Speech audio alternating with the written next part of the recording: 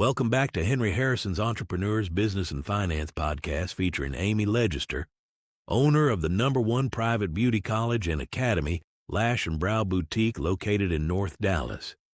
Don't forget to like and subscribe so you don't miss an episode. Enjoy the show.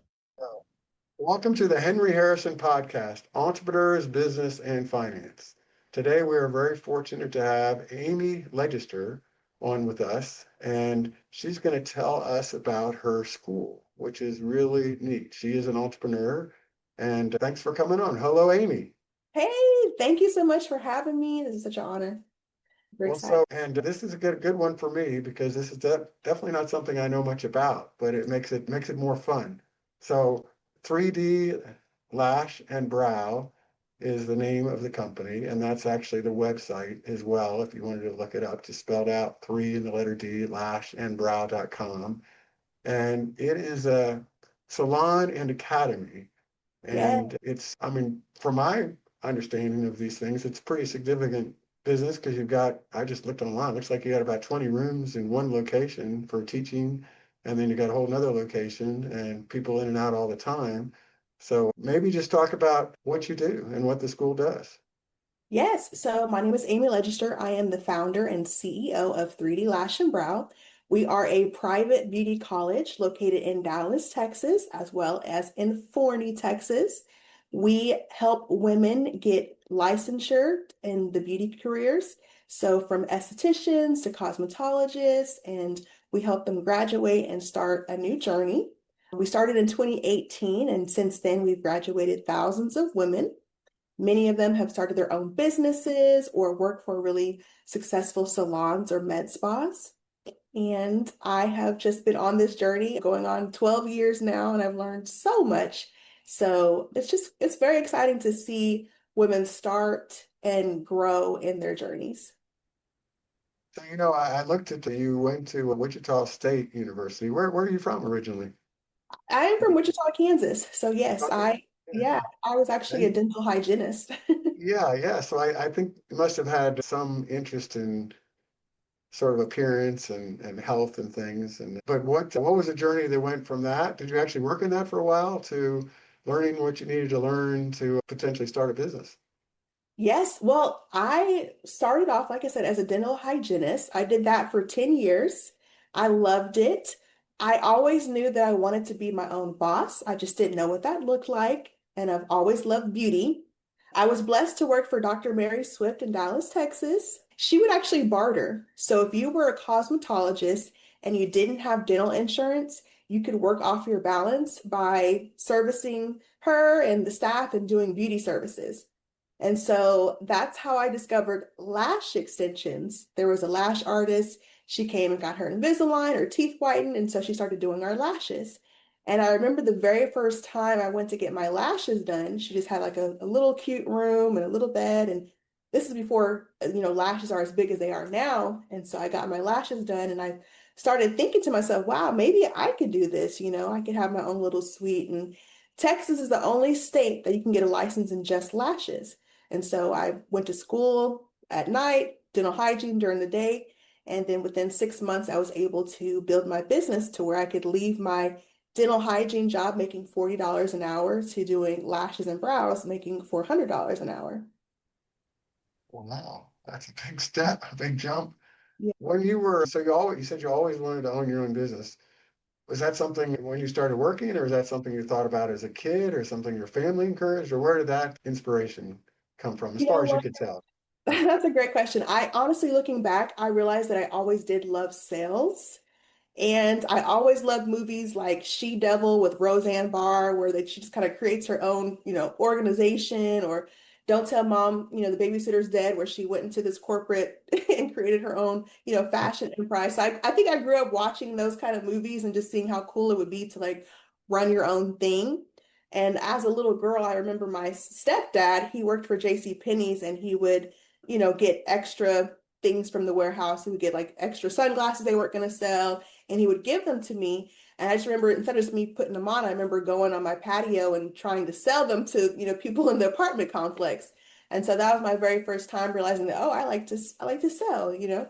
And so I didn't know that I would create the empire that I have today and what was be required to do that. But yeah, I always knew that I loved having my own thing. And I think that that's something that a recurring theme of the entrepreneurs we've had on the show and that I've known didn't know what was required to create that empire. I don't think anybody knows when they step into it that some of the challenges or difficulties they're going to face and the wonderful celebrations and accomplishments. And you mentioned, must be so gratifying and satisfying to see all these women better themselves. And they all are mostly women, I guess. Did I? Yeah, yes, I would say Okay. Yeah, 98%. yeah, yeah.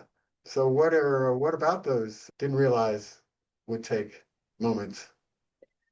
There's so many. When I first opened my school, I wanted to create it for, the working adult because when I was going to school, I was working and I needed a flexible schedule. So I wanted to create that, have night programs. But I realized if you have a night program, you have to be there at night as well. So when I first started and I didn't know the power of delegation, I just didn't have a blueprint. So when I first opened my school, here I am thinking, oh, I love to teach, but I'm wearing so many different hats. I'm janitor, I'm laundry, I'm financial aid, I'm HR, I'm all of these, and a teacher and marketing. So I'm wearing all these hats, and I'm also running a night program and a day program. So I'm literally there from 7 a.m. until 9 p.m. Monday through Friday and Saturdays. So it was a lot until I learned that in order to really succeed, you have to let go of the reins a bit. And so I started to hire, and that took a lot of weight off me once I started to delegate. However, hiring became a new form of challenge for me, learning how to manage people and manage teams. So it's been quite the journey. Yeah, that was, oh my gosh, I didn't mean to have that on. One of the things so my first business was a custom home building business, and I'm not really very handy. Like you wouldn't want me climbing on the roof, nailing things up. But at times I was very respected and was envious of some of the guys. Like I went to college and got an MBA, and that was kind of my journey. But I started right out of college working for a big home builder where they trained me and I learned. But I remember some of the guys, they were framers, they were carpenters, and they were able to go and, they trained us what to look for, and other people were building the houses. I wasn't literally building anything. But those skills, I was somewhat envious sometimes of the people because they really could look at certain things because they know how to put it up. They could have Yeah. stepped in and said, let me show you how to do this. And that wasn't something I could do. So I'm sure there's parts of that because you know all aspects of the business because you were doing it yourself that have also served you. Oh Uh, yeah, yeah. As you said, when you're starting new, you're just learning, and you never stop learning, no matter what stage you're in, right? Because businesses change, right? Regulations change, you know, all of that changes. So yeah, I definitely learned a lot about myself and people, learning to manage different things. So it was eye-opening for sure. Like I said, when I first started, I was the only instructor. And then once I hired an instructor, I was able to grow that much more. So one of the things I always tell my mentees, because now I help other people open up their own schools, is do not wait on hiring an admin team and, just an admin assistant. Just hire. It will pay for itself. That's good advice. Yeah. So yeah, when people come to your school, I imagine there's all different goals and thousands of people you said have come through. That's a lot of people. When they come through, some of them, so how does that work where you help people start their own? Is that sort of a separate business or is that something some people you just get to know, so you decide to help them, or how does that work? People seek me out. So from social media or just social media, they reach out to me and they say, hey, I would love to own a school. Can you help me? And so I didn't realize that was a business within itself. And so I created a whole consulting package for other or future school owners. And I've helped probably over 10 women now open up their own beauty schools and succeed. And so I always say that I wish I had a mentor when I first opened up my school. It just wasn't a thing. It's kind of a niche, I feel like a niche business, being a beauty school owner. And so that's also a way for me to give back is to teach what I learned along this journey and hopefully help them to prevent some of the mistakes that I made some of the money that I lost, some of the heartache and pain. So all of that, if I could help just one person, that means the world to me. That is so neat. That is so neat. Really inspiring. Just when you mentioned keeping up with the regulations, I got a headache just thinking about that. You must have someone that has to do that, or you do that, or that seems like that would be a pretty important job and necessary and full of pitfalls if you don't follow it closely. Oh, yeah, it can be a true nightmare. I've definitely had some incidences, we talked a little earlier about online. During COVID was when I kind of first started my school. I started my school and then COVID hit. So here I am, just I say a toddler, finally getting the groove of walking in my business. And then, the pandemic hit.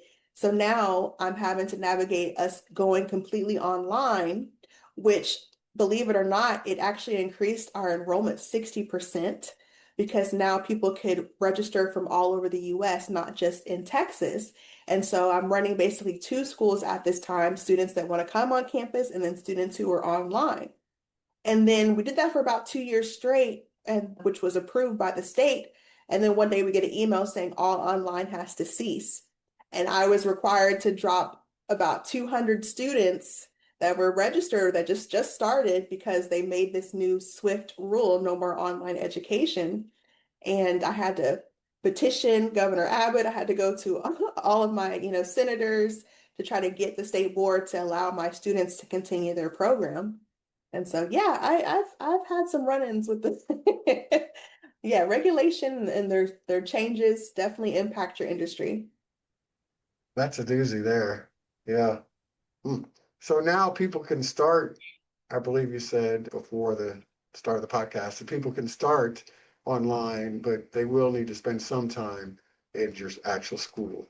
But with those two locations, they could come in presumably from, a relatively far distance. That doesn't matter. Right. Yeah. It's very flexible. Again, like I said, I created it for the working adult. So now in Texas, you can do 50% of your program online. So that still gives people a great opportunity to get their hours and finish their program with that flexibility if they work or, have kids. Right, right, right. What a time to start a business right before COVID. I know, I know, I know. One of my favorite pastors is T.D. Jakes, and he mentions you have to be prepared for the famine and the feast. And so, as I mentioned during that pandemic time, of course, it was odd having to transition to online. But then once I learned how to pivot, I could see, oh, well, now people are registering from all over because it's open. And although that was great, it was just such a flood of students at once that I didn't necessarily have the systems in place or the different things that you think about when your business is smaller and growing that you need. And so here I am navigating such a huge increase of business when I'm still in like year two of business. So quite the journey. And you need accountants and tax advisors and bookkeepers and teachers and, like you said, janitors because you got that large facility, furniture and Yes, supplies yes, for your classes. I can imagine what happens if you run out of supplies when everybody shows up for their class. You can't yes. have that. No, you cannot. You cannot. And students are they want what they want when they want it. In their minds they're paying for certain things, so they're not as grace giving as much grace as some people. So you have to make sure you're on top of everything when it comes to having a beauty school. I love listening to JT Jakes. TD Jakes. TD, yeah, TD. It's been a long time, but I listened to him online. He has a way of talking about something and then he brings it the story and then he circles back, says another one, and then they relate together. And then there's another one that ties in. I thought was amazing. For a while there, I listened to him probably 20, 30 hours of is he still around? Is he still with us? He is. He just stepped down, so now his daughter has taken over his congregation, but he still has his online ministry. He still preaches all over, and so I enjoy him. I feel like a lot of his sermons got me through some of those difficulties of being an entrepreneur because I feel like he speaks a lot to the entrepreneur. So as we know, when you start a business, you don't know what's required, and so I remember year one just learning and navigating. I remember crying for about 6 months straight just because it was so overwhelming having just having a school. Like I said, I thought, oh, I love to teach. Let me open a school. But teaching was the least that I got to do, to do, to do, and just navigating, having staff. Yeah, so TD Jakes, his sermons are always on point for me. TD Jakes. Are there schools around the country, beauty schools? Is there any informal or formal network or conferences or associations or anything like that?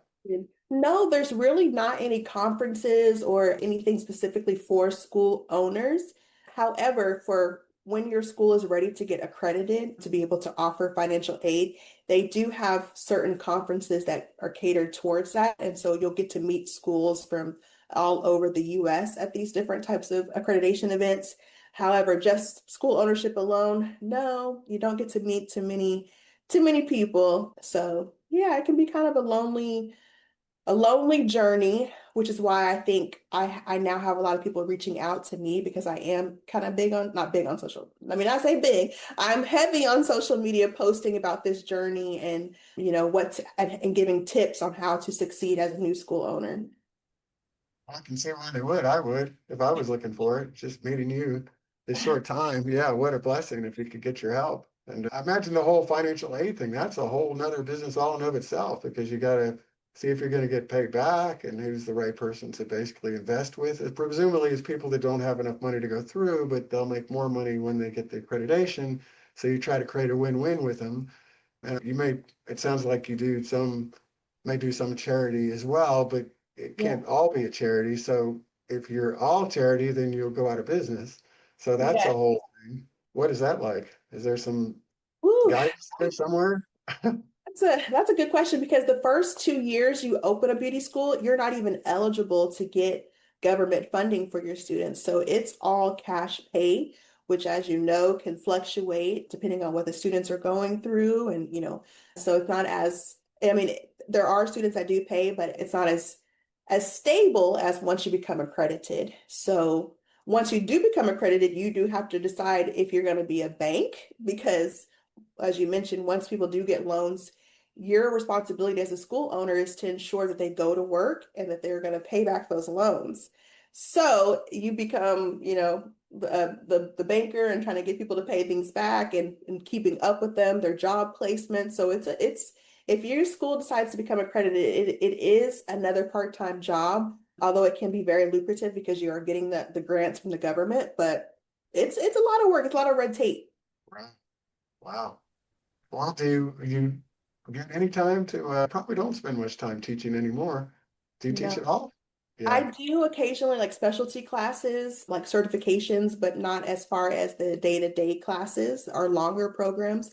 Our longest program is 1,000 hours. That's our cosmetology. So that takes about 6 months. So no, I might pop in here or there, but I'm running everything behind. Well, you're basically teaching everybody. I mean, you're making sure the teachers are taught, you're making sure the students are taught, you're making sure the people that are borrowing are taught what that means. You're now teaching other business owners or business owners wannabe. So it's just different than actually going in and teaching about lashes where you did it in the beginning.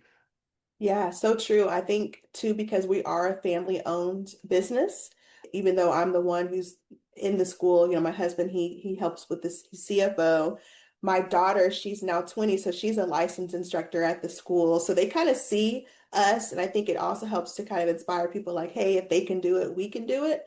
And so they get to kind of see me running the school, even though they might not be watching everything, but they see a part of that. And I've gotten some feedback that it is inspiring to see that if I can do it, they can do it. I'm glad you brought that up because I didn't know about that. Yeah, that is really neat. Your daughter and your husband, so you have a bit of a legacy here you're creating, Yeah, not just for you and not just for your students and those starting businesses, but also for yourself. yes, Neat, yeah. neat, neat, neat. Do you ever get a vacation nowadays? Working on it. It's like, now that I'm fully staffed and have a really great team, I've had some people that have been with me almost 7 years now. We know each other. And of course, having my amazing husband and daughter so I could use more vacation if that's what I could use way more. But now I recently graduated from 10,000 Small Business, Goldman Sachs. I don't know if you've ever heard of Oh, that. I have heard of that. Yeah. Yes. Fantastic. Well done. Thank you. Thank you. And so in that cohort, they teach you things like, planning your year and planning your vacations, and the program is about 5 months long, and you have to give up pretty much every Thursday and Friday, which, as a business owner, that's kind of a big deal Yeah. to let go of that, but it helps you learn that your business can run without you. And so I've kind of taken those Thursdays and Fridays and kept that going since I graduated. And it's not going to fall apart if I'm not there every minute.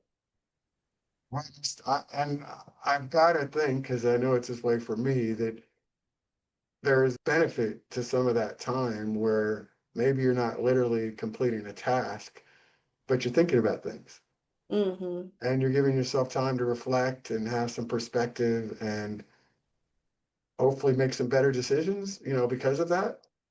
Does that ring true with you? Oh, yes, absolutely. Not just the fact that I was in a cohort dedicated to business and being around other business owners to, bounce ideas off of each other or just hear what works for them. But as you said, we can be so focused working in the business that we're not working on our business.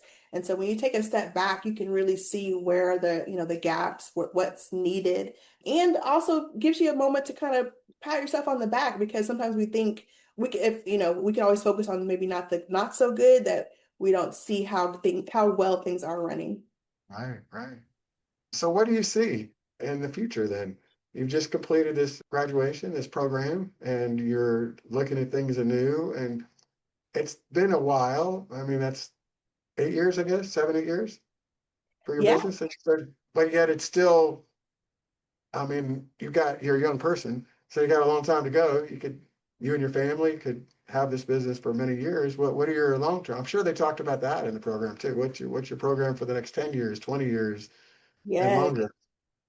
They really emphasize what's your exit plan, and they explain that there's multiple different types of exiting. Sometimes just exiting from CEO is an exit. You're no longer running the operations. And so that's what I'm working towards is exiting from CEO so that I'm just founder and visionary. And then I'm actually working on franchising. So I recently, this past year of being in school and taking a step back, I saw things that were running really well, and I saw things that would help other school owners.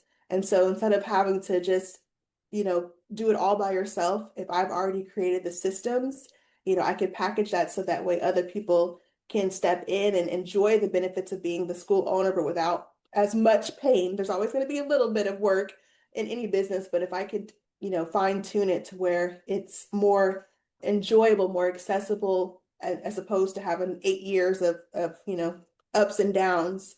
That's a big goal for me. So I plan to franchise my first location January 2027. Wow, congratulations. Your stepfather and some of your relatives that knew you before you started all this, are they still around? Are they looking down at Amy and proud of their Amy and her Um, husband and their daughter? I wish. No, but my grandparents before they passed, they were proud of me. So, and I know they're looking down and proud of me, but no, my younger daughters, Next they're generation now. yes, yes. What an That's where awesome the future is, right? yes. You were going to say, I interrupted you and your Oh, daughter. my daughters. I have an Two daughters. eight-year-old and Okay. a 2-year-old. Yes, they're my 8-year-old. She watches me. She's like, I want to be a boss, babe. I'll run Boss it. lady. Yes. I'm always telling my 20-year-old, like, hey, I need you to take over at some point. She's not that interested, but my middle one, she's like, I'll take over, mom. So I don't know what that will look like once she gets to that age, but she's very inspired and excited. And then so you really are a superwoman. You had a baby in the middle of all this too. I did. Right when I was opened our second location. Yeah. So, and that's a journey itself is opening more than one location because you're really splitting yourself in half, which I didn't realize that until once I did it. A lot of people struggle with that. Yeah.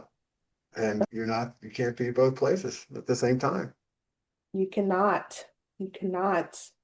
And Uh, sometimes When you're not at one location, you can see where it's kind of slips. So that's again, that's something that I worked on for the past couple of years is how do I keep my culture and my standards at both locations without wearing myself thin, especially as a new mom and of course as an awesome wife.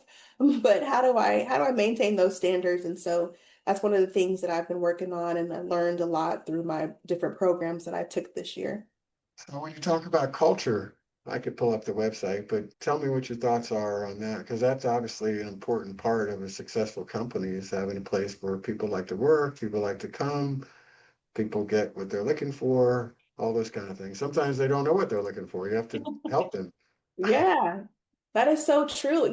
When I first heard that term culture, I really didn't know what it meant as far as work. You hear it so much. And so for me, I just made it mean standard, like how we operate here is of excellence. And I'm a believer. So I think anything you do with your hands, do as it you're doing it unto the Lord, right?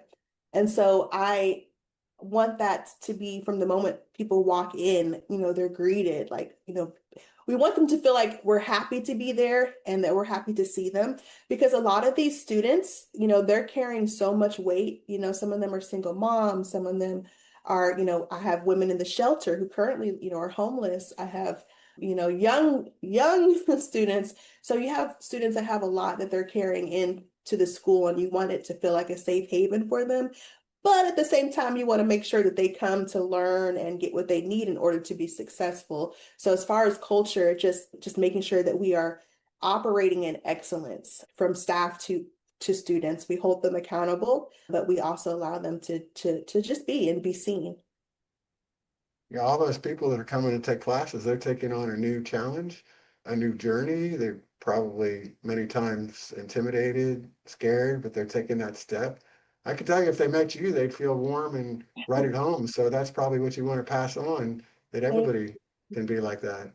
Yes, thank you. That's what we want. We want them to feel accepted, warm. We want them to feel happy. We want them to enjoy their time, even though it's maybe 3 to 6 months, that's still long enough time to, and same for our instructors, we want them to enjoy their job too, because they're the ones who are really pouring into the students every day. So we want to make sure that we pour into their cups as well. I know people that were at homeless shelters, not very many, but a couple instances. And they didn't tell me. I figured it out. That was okay with me. And they got back on their feet. So it was a good thing. Proud of that. The probably not as anywhere near like what you're dealing with, but I can emphasize at least in my one or two measly little examples what you must see. The I was going to tell a story, but Sam Walton, I largest company in the world, still probably the richest family in the world if you add them all up. I don't know, maybe Elon Musk topped him at this point, but prior to that, it was them. They hired the greeters in Walmart to say hello when you came in. He used to say if everybody in the store was friendly, our sales would go up, and he had some huge number like 10% just by making people feel welcome. And Walmart, I know when I work out at my health club, they always say as you walk out, goodbye, see you tomorrow. They do it every time too. It's a pretty well run health club. Yeah. I And know. even though I know they're doing it for business, even though I know they're told to do it, they're smiling. They seem to be into it. It makes me feel good. Yeah, come back tomorrow. Yes, yes. Thank you for sharing that. I didn't even know that about Walmart and Sam Walton, but that's so true. Just being greeted and consistently, because from a business owner's perspective, you know that there's a culture or a standard that it has to be done every time. So even if you know that they're doing it for their job, somebody cares enough to make sure that it's happening. So that's pretty awesome. He brought that up. You mentioned greeting when they come in, so that's why the Walmart greeter, that was his idea with Walmart. So hey, you didn't even know it, but you were copying the guy was, or you had the same way of thinking as the guy that became the richest man in the world. So It makes a difference. It makes it how you treat people, it's sometimes not even so much the product, it's how people remember how they felt. And so that's what I want. It's not always going to work that way. You no, cannot please no, everybody. I yeah, quickly learned that. yeah, that's right. You can have too high expectations because life has a way of showing up in ways that you don't want sometimes. Yeah. Well, what else would you like to share? People can, as far as the school, as far as what else would you like to share about the company for maybe people that are interested, and then just about other business owners or anything that you would like? Okay. Well, if you're interested in, joining the beauty career, we have a lot of people that are second choice careers, nurses that are wanting to change, teachers that are wanting to retire and get into something else, beauty, and that's more customer service related. So our esthetician program is number one. It's a great opportunity. You can visit us on our website at 3dlashandbrow.com and send us a message, and we'll schedule you a virtual consultation and answer any questions that you might have. Or if you've ever thought about owning your own beauty school or getting in the, owning your own salon, you can also reach out that same way, 3dlashandbrow.com. Or you can go to Aspire with Amy, that's my other website, .com, and send me a message. I would love to help you, give you some guidance, share some tips. And what I would like to share is just that if you are an entrepreneur, that you just got to keep going.